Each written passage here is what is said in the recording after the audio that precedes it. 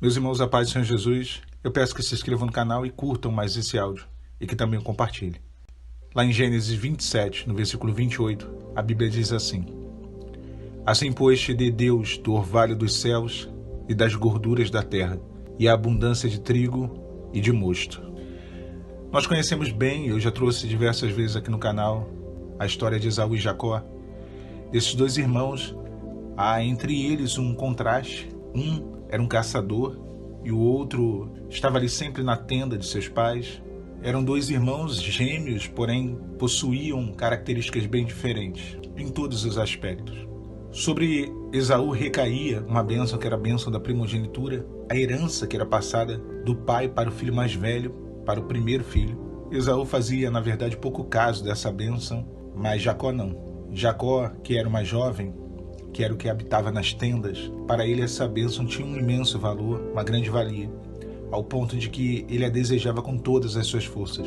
Irmãos, nós conhecemos bem a história, eu não vou me ater a todo o contexto. Nós sabemos que há um acordo entre Esaú e Jacó. No dia que Esaú volta da caçada, ele vende, ele troca a sua bênção por um prato de lentilha que lhe é oferecido pelo seu irmão, e que depois, quando o pai Isaac ele vai abençoar Esaú, quem entra na presença de Isaac, na verdade, é Jacó. E aqui o texto que nós lemos é sobre esse texto que eu gostaria de falar um pouco. O texto fala que quando Isaac ele dá a bênção, ele diz que Deus te deu o orvalho dos céus, as gorduras da terra, abundância de trigo e de mosto. O que aparentemente dá uma certa conotação de uma bênção tão somente material, de riquezas, de bens. Ao longo da vida e a trajetória de Jacó, isso possui por trás de todos esses itens que foram ditos, essa bênção, na verdade, possui um cunho espiritual muito profundo.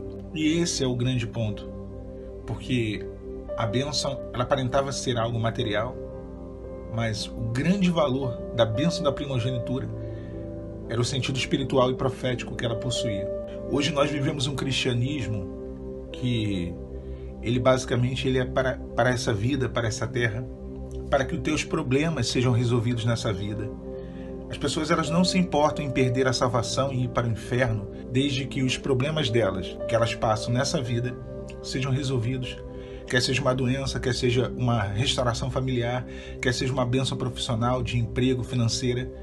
As pessoas não se importam. E Deus ele pode abençoar? Sim. Deus ele não só pode, como ele tem abençoado demais a vida humana das pessoas, daqueles que o buscam. Mas o maior segredo de se achegar ao Pai, como Jacó se achegou, e ser abençoado por Deus, são as bênçãos que transcendem esse materialismo. Jesus disse para Satanás: nem só de pão viverá o homem, mas de toda a palavra que procede da boca de Deus. É um grande contraste. O pão é uma bênção, o alimento cotidiano, a provisão, isso tudo é uma bênção, mas a palavra de Deus, ela transcende. O homem viverá também do pão, mas a sua vida será pautada, ou deve ser pautada, pela palavra de Deus. Talvez para Esaú aquela bênção não tivesse valor realmente, ele não tinha entendido qual era o significado. E esse é o grande ponto, porque as pessoas não entendem qual é a maior bênção que Deus pode te dar. Qual é o real valor da salvação de Cristo Jesus, da morte dele na cruz do Calvário, porque essa é a nossa bênção da primogenitura. As pessoas não entendem, elas pensam que é para essa vida, que é para essa terra. Por não ter valor, por não dar importância, a atitude de muitos é igual a atitude de Esaú, é trocar. Ele fala até isso para o seu irmão, ele diz assim: o que me adianta eu ter essa bênção da primogenitura se eu estou com fome, eu preciso de comida, eu quero comer, não me vale de nada essa bênção. Para muitos essa bênção não tem valor, e como muitos não têm entendido essa bênção espiritual, tem sido desprezada, as pessoas elas estão atrás do pão e não da palavra de Deus. Agora, Jacó entendeu. Como eu falei, se havia um sentido material e poético na bênção do pai Isaac, há um sentido profético e espiritual. Deus te deu o orvalho dos céus. O orvalho, a água que desce do céu. É a bênção do Pai. O refrigério vindo da eternidade. O refrigério que produz em nós uma restauração pessoal, uma transformação e uma cura. É o orvalho do Pai. Que Deus te dê abundância de trigo. O trigo é a palavra viva que é o próprio Filho. O pão que desceu dos céus. Para termos parte com Ele, devemos comer desse pão. E por último, abundância de mosto. O mosto ali, o sumo do fruto da vide, a bênção do Espírito Santo. batismo com o Espírito Santo, dons espirituais, o poder de Deus sobre a nossa vida.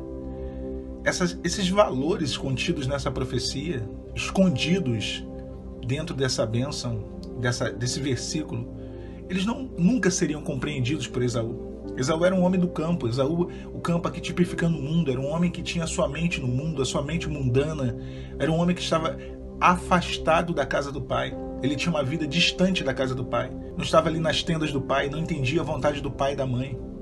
Jacó entendia.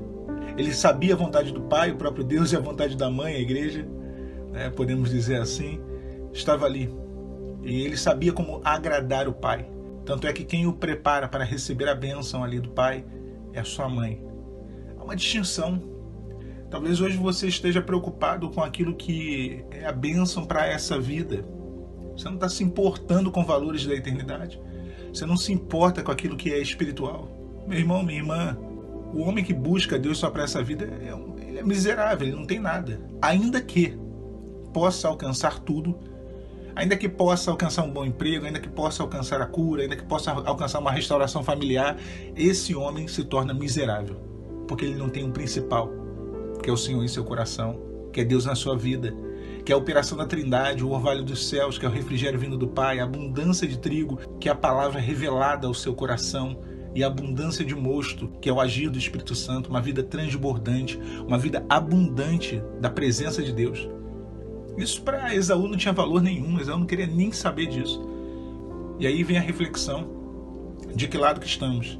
Será que temos sido como Jacó ou será que temos sido como Esaú? Que para nós a bênção ela só tem uma conotação materialista, ela só tem um valor para essa terra. Ou será que temos entendido e valorizado como o Jacó entendeu? Que a bênção ela é espiritual, que Deus tem sim o melhor para essa vida, para essa terra a nos dar, mas só que o maior valor, as maiores bênçãos são eternais, elas vêm da eternidade, são valores espirituais, que o Senhor possa te fazer entender, me fazer entender, para que venhamos a priorizar, para que venhamos a viver e sobretudo receber de Deus aquilo que Ele tem reservado para cada um de nós. Que Deus te abençoe, a paz do Senhor Jesus.